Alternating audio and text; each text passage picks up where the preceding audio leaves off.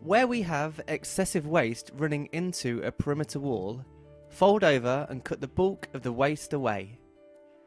Now cut the grass into the perimeter using a good quality Stanley knife with a large hook blade, using the wall or perimeter to guide the blade.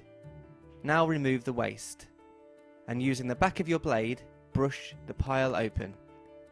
For more information on professional installation techniques, see www.artificialturf.co.uk.